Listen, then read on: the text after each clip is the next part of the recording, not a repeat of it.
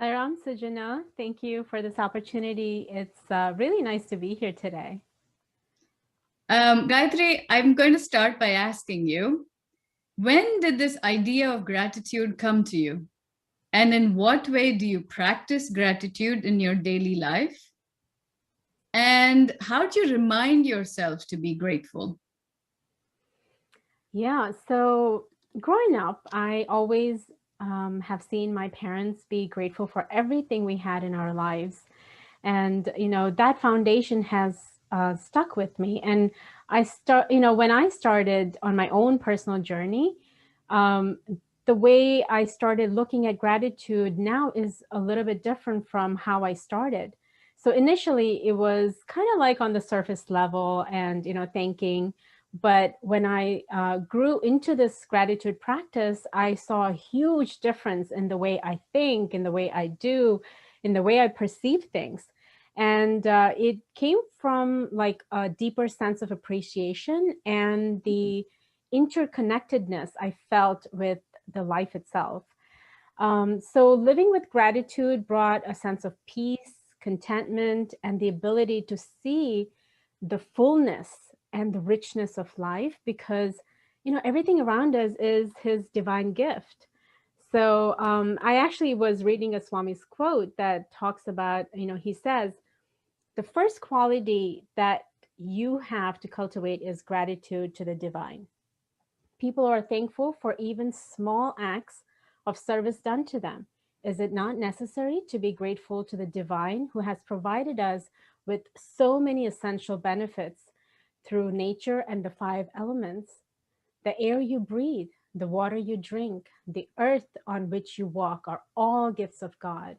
How grateful are you to the sun who provides light, which cannot be equaled by all the electric bulbs in the world? Can all the pump sets in the world provide as much water as is offered in a single downpour of rain? Can all the fans in the world provide as much breeze as you get when the wind blows? Without being grateful for these divine gifts, man goes after the trivial and wastes his life. And, it's so true when Swami said this. And, there's so much to be grateful for. And so some of the ways I practice gratitude in my daily life is, I wake up in the morning, I smile and I say, thank you, God, for this beautiful day. And I thank my bed for a restful night. And I also thank my body, mind, and the relationship and everything that comes along in the day. And so, as the day goes by, like simple reminders, like, when I'm drinking water, um, I, I would say, I feel so grateful to Mother Earth for providing us with this water. And even before eating meals, we do Brahmarpanam, right? So showing gratitude to everyone that is involved in bringing the food to our tables. And I also want to share an interesting example here. Mm-hmm. Um, my friend and I were working on a side project, and this was before quarantine. So we decided to meet up at my place and work on it. And so I opened my laptop, just opened it. And then my friend, she takes it out of her bag, puts it on the table, and she opens the laptop and she does this to the laptop. And I was like, whoa, this is amazing. It just took me by surprise and it really shocked me, but I was really amazed by what she did. I mean, I realized that she's showing gratitude to the laptop. And I think it's really important. I started to understand that, everything that makes our lives comfortable, we have to be grateful for that too. And, cell phones and, this Zoom that we're doing right now, a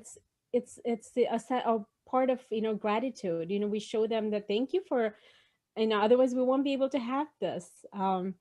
So as the saying goes, it's not happy people who are grateful, it's grateful people who are happy. And it's almost like programming, our mind at some point. Like it actually, like after practicing so much, it actually became a way of living for me.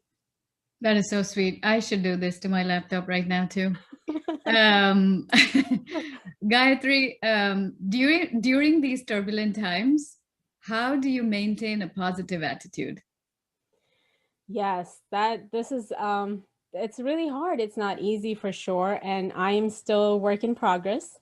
And I this is just from my experience. As I consciously started working on making my gratitude a way of living, I have noticed that it beautifully trickles down in all aspects of my life, even in the difficult situations. And so practicing gratitude has given me a perspective to shift my thinking from what I have currently rather than what I'm lacking currently. So when, encountering these difficult situations or even people, I would consciously bring an awareness to the present moment. I try and find any little things to hold on to, like, you know, uh, sunset or a delicious meal, or like Swami says, the ability to breathe, the ability to see, to hear. I mean, all these things sometimes is taken for granted. We think, oh, these so-called little things are just little, but they are the big things. Mhm. And it's basically gifts that are given by God. So I try to remember that, and also thinking that what I focus on expands. So when I consciously seek out these gifts, it helps me to center myself and kind of like makes me feel calm instead of agitated. And from that place of calmness, many solutions can emerge to help deal with these difficult situations. And I believe that these small shifts in thinking eventually makes a big difference. And it's not about denying the reality, but the shift in thoughts to basically realizing the power that I have for being able to see the opportunity in the obstacle. So when I look back at all these difficult situations in my life, I honestly can say that I literally came out of learning something new about myself, which helped me grow in my own spiritual journey. And there are many hidden lessons that come out of these difficult situations. And it is very important for me to be open and receptive to learn and grow from them. So, viewing from the lens of gratitude actually helped me to see life in its entirety and not be overwhelmed with the temporary situations or circumstances. And, things like this too shall pass, and doing my prayers and having faith and trust in God's master plan. He knows the best. And, Swami actually gives this example of how when we want a jewel to be made out of gold, we hand it over to the goldsmith. And he or she will melt it, hammer it, cut it, weld it, all kinds of things, that are required to make this ornament. So similarly, I feel that these, so-called difficult situations are like that, melting and hammering, and that process is needed for us to transform. So yeah, those are some of the thoughts. That is so cool. I love what you said about what you practice grows and what grows expands. That's beautiful. Um, Here's my next one to you. What experiences has Swami given you to help you develop this attitude of gratitude? Yeah, so this is really interesting because there's a small experience that I had, and it really touched me a lot. So basically, I think it was like 2 years ago, I finished my EHV training, course one, and we need to do our field work. And so we need to find public places to teach human values classes. And at that time, we had to find 4 consecutive classes that we'll be able to teach the public. So I tried so many places, like a lot of places. And they just said, we can give you 2 consecutive classes, but not 4. So I was like praying desperately to Swami. I was like, oh my gosh, I need something. And then so all of a sudden, a Montessori school, I called a Montessori school, and they said, okay, maybe, the director asked me, why don't you do a presentation? We'll look at it and see how it goes. So here I got super excited. I was like, yeah, I prepared my presentation, and the day arrived, and I was driving to the Montessori school, And I was like really nervous, and I started having like, sweaty palms, and my Mhm. heart was pounding so hard. And I was just like, oh my gosh, what's going on? Like, why am I so like scared, and or like nervous, I should say. I should, because I teach SSC, and this is kind of like that. So, but I guess I was desperate to make this work. So I said, okay, Swami, please help me. And I was taking a deep breath, and there was a red traffic light, so I stopped at the red traffic light. And as I was taking breath and remembering Swami, this huge white van passes by me, and with big letters that read, "Smile, God loves you."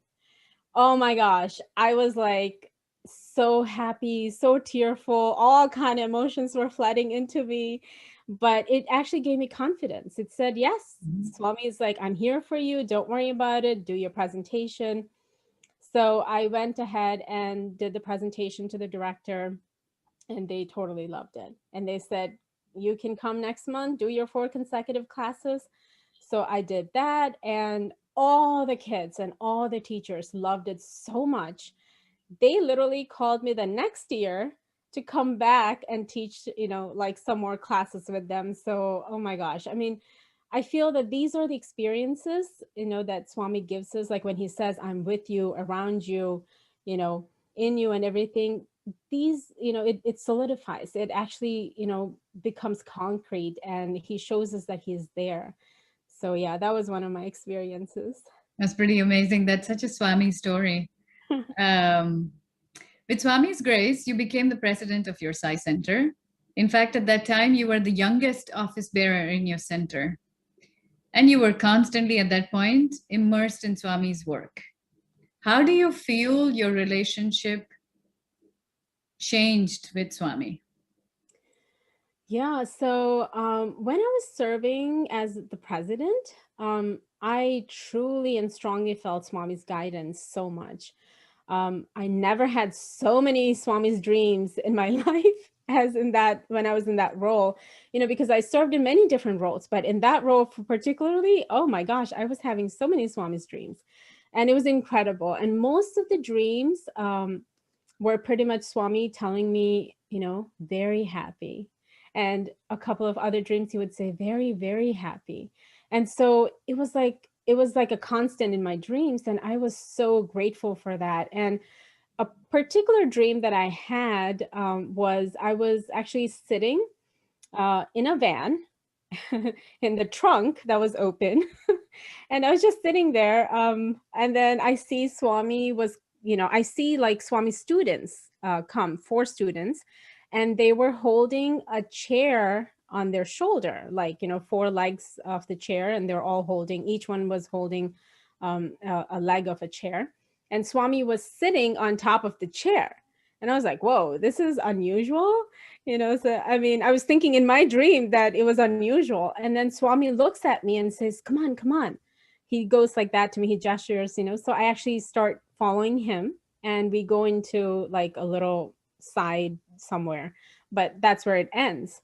And then the next day I get a call from my church saying that, the church is where the center actually meets. So one of the people from the church calls, and they say, the basement has been flooded. And oh my gosh, my first thought was Swami's picture, because we normally keep it in the closet on a small cushion on the floor. So, and that Swami's picture is basically signed by him, and it was given to one of our senior devotees in many, many, many years ago. And so I was like really worried. I was like, oh no, I don't know what condition it's going to be. And I was praying while I was driving there to kind of check it out. So I came down, I parked my car, came down, and I see that they took out the carpets and all these things. And I opened my closet, the closet that we store our things. And then as I opened it, and as I opened it, I saw Swami's picture on a chair.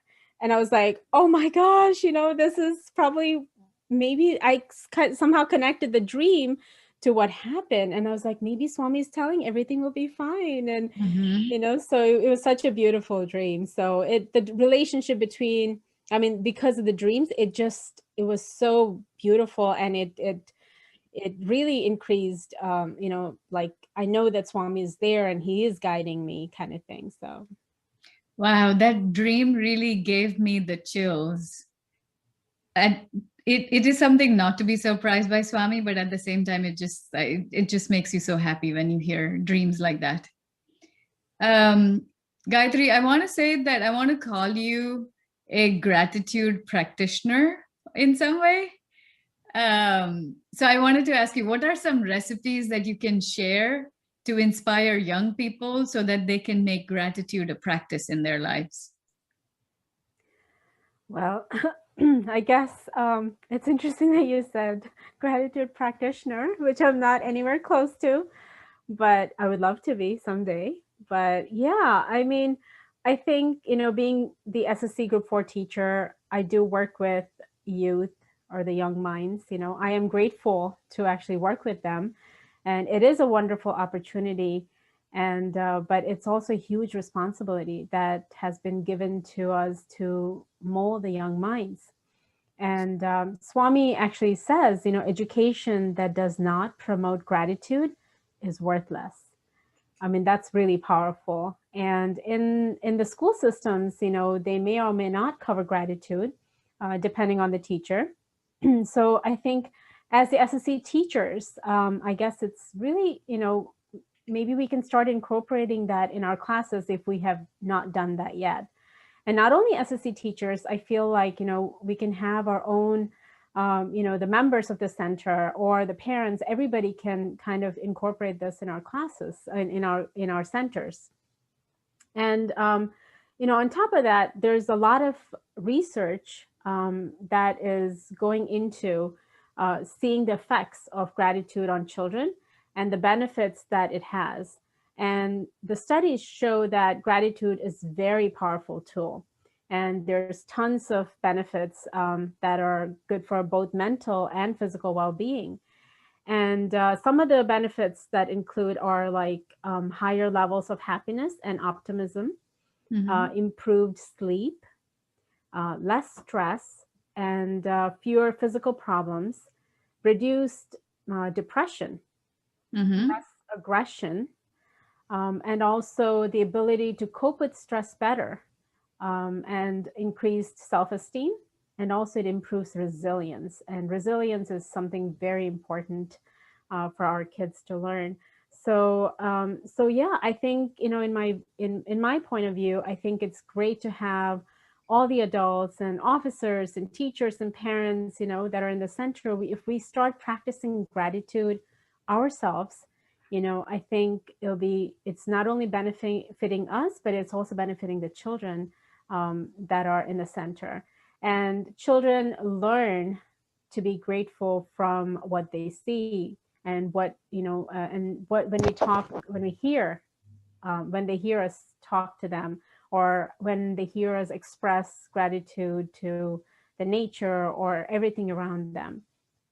So yeah, SSE teachers and parents can do so many different activities with the kids. For example, like having the children have a gratitude journal where they could have like, they could think about 2 or 3 things that happen in their day and write it at the end of the day in their journals.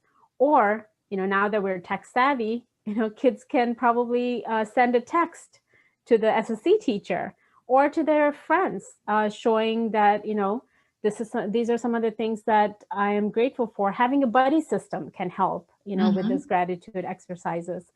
And another one that a lot of teachers, I think, use is the gratitude jar, where you can actually write what you're grateful for, and in a piece of paper, fold it and put it in the a little jar, whatever you pick.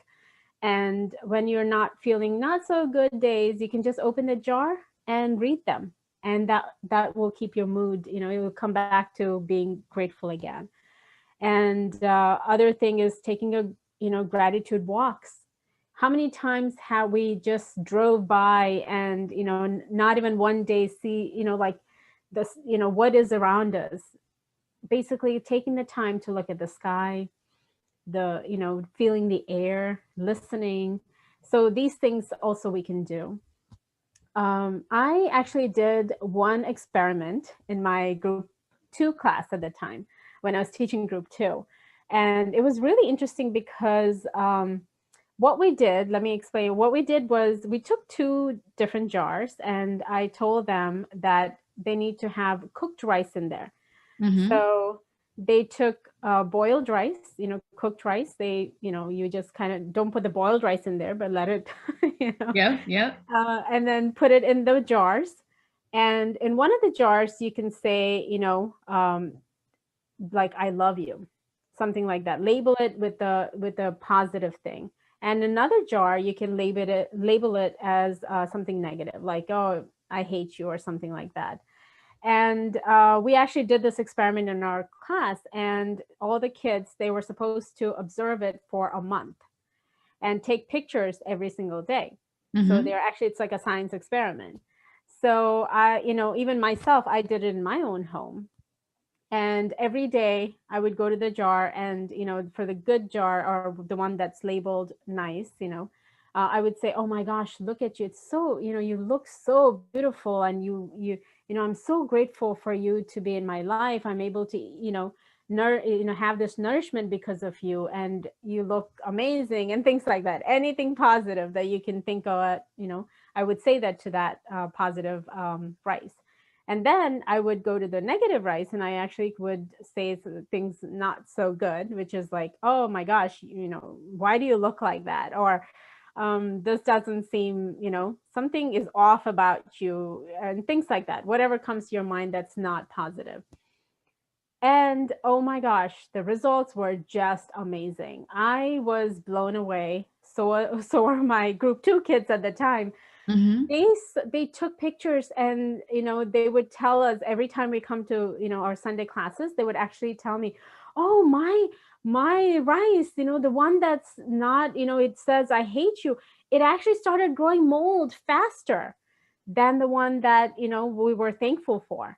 And so, I mean, we saw this pretty much throughout. The experiment was so good that we actually saw that the mold was growing faster on the thing that we were not grateful for, that we were not happy about, and complaining and all these things, versus the other one which we were really like happy about and we were grateful for. And even though it molded, the thing did mold, but not as fast or as much as the one that we didn't, as the hate rice, basically. Mm-hmm. So, I mean, the kids were amazed by this results, and it really shows us that how much we can actually take this and actually like think about this. It's very profound to see that what we are grateful for is very important, Mm-hmm. and how it can like it actually shows in things like rice. I mean, if that's the thing, we have to look at our own selves and think that, okay, I need to be grateful for this, and that increases so many different things in ourselves. So, and that was one of the experiments. Another thing that parents can do is basic, like when we're having dinner time, talk about, share one thing that you're grateful for at the dinner table each night. And so these little things add up. In their minds, they're developing, they're actually becoming stronger. So it really helps, to kind of go through these little activities at home or in SSE classes. And I remember once my family and I came up with a game where we have a list, we had to list A to Z things that we were grateful for. And it was really fun to find all the things from A to Z. But it taught us, how there's so many things to be grateful for, and there's so much abundance around us. And the Mm-hmm. more we notice, the more we'll find things to be grateful for. And as the saying goes, what we practice grows stronger. So I really hope that, we all can kind of get on the bandwagon and do this, beautiful. I mean, it's so amazing to be grateful. It definitely changed my life. And I hope it does for everyone who practices it.